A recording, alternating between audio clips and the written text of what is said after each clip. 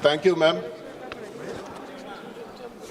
Yesterday we heard the Home Minister speak in the evening. He was saying about, he spoke about a proportionate increase of seats for, based on the existing number of seats what every state has. So we welcome this, but we have concerns.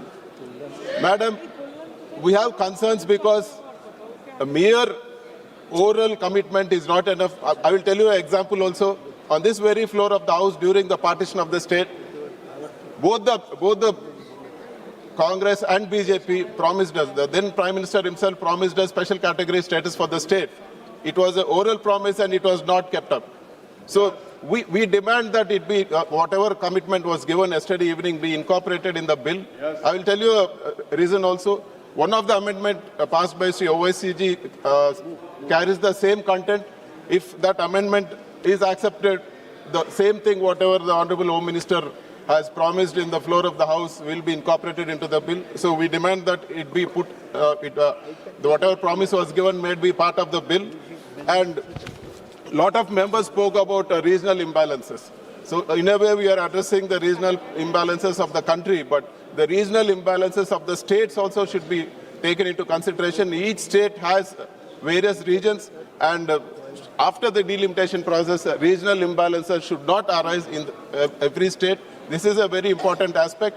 Whatever yardstick you have taken for considering increase of seats in the country should be also applied for the state also. No regional imbalance should be should occur in the states also. And there is one more condition in the delimitation committee which says that 5 members, associate members will be picked up from the parliament and 5 from the state.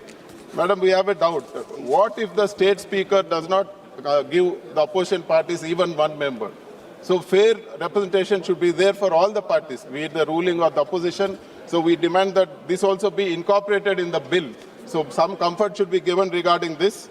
And overall, this delimitation process should be a national building process. It should not be such that it should not be a tool to crush the opposition. And regarding women reservation, our party and our leader has always advocated empowering of women. So we welcome the women reservation bill in any form, any time. Madam, I would like to recall as a Chief Minister what Mr. Y.S. Jagannath Reddy did in our state. He gave 50% reservation for women in all the local bodies. He gave 50% reservation for women in all the nominated works. He also gave maximum importance for women in all the social welfare schemes.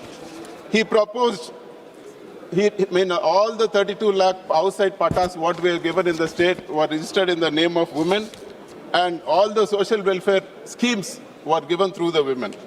Madam, we demand strict and stringent laws for safeguarding the protection, safeguarding the women's security also. Madam, one of the Telugudesam MP spoke yesterday regarding protection for women in the state. So I will also add upon this.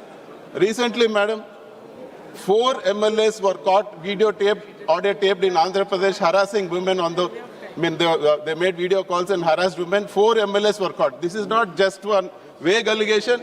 If you just type harassment by Andhra Pradesh ruling MLAs on women, you will get all the videos, but I have to pass a advisory also. Open it at your own risk. These are filthy and real horrible. But what happened is that the women who complained, who gathered the courage to complain, were harassed and targeted, madam. None of the MLAs, no action was taken. So we demand stringent laws. We demand that, be it anybody, we demand all the MLAs be taken to task. So apart from empowering women, we demand that strict laws be there to protect women also. In principle, we support this bill and we demand the government to consider all our concerns. Thank you very much.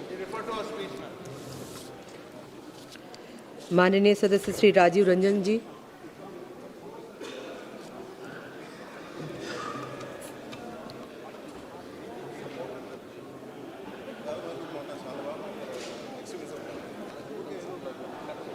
महोदय, आज सदन के सामने एक संविधान संशोधन विधेयक और 2 विधेयक विचार के लिए रखे हुए हैं, जिस पर चर्चा हो रही है। मैं इस प्रधानमंत्री, आदरणीय प्रधानमंत्री जी के इस ऐतिहासिक पहल, जो ये 3 विधेयक ला के उन्होंने सदन में किया है, मैं उसके समर्थन में खड़ा हूं और मैं उसका पूर्णतः समर्थन करता हूं। महोदय, आदरणीय प्रधानमंत्री नरेंद्र मोदी जी का शुरू से, प्रारंभ से, माननीय सदस्य सभी अपने अपने स्थान पर बैठ जाइए प्लीज। माननीय सदस्यगण प्लीज अपने अपने स्थान पर बैठ जाइए प्लीज। माननीय सदस्य इस तरफ भी प्लीज। माननीय महोदय, कंटिन्यू।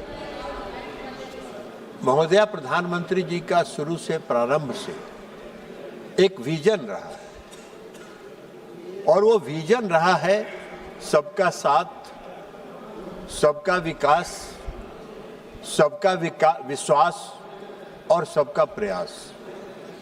आज जो ये 3 विधेयक, संविधान संशोधन विधेयक और 2 विधेयक जो सदन में लाए गए हैं, वो उसी दृष्टिकोण को ध्यान में रख के लाया गया है। महोदया, 50% महिलाओं की आबादी है और अगर 50% आबादी के प्रति न्याय नहीं करेंगे प्रधानमंत्री जी, तो उनका ये विजन पूर्ण नहीं होगा। और इसको ध्यान में रखते हुए आज आदरणीय प्रधानमंत्री मोदी जी ने यह लाया है। आज इसलिए लाया है उन्होंने कि जो कानून बनाने में आज पंचायतों में है, पंचायतों में 33% आरक्षण था, कई राज्यों ने 50% आरक्षण किया, मैं उस पर बाद में आऊंगा। लेकिन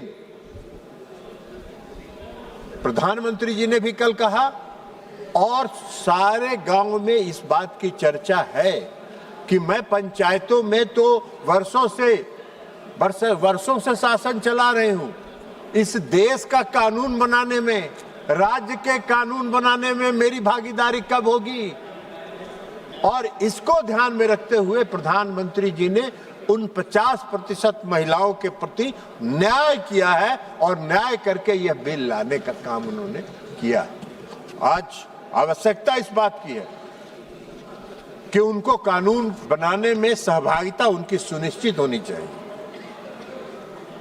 महोदया, प्रधानमंत्री जी ने संसदीय लोकतंत्र के इतिहास में 2 ऐतिहासिक कदम उठाए।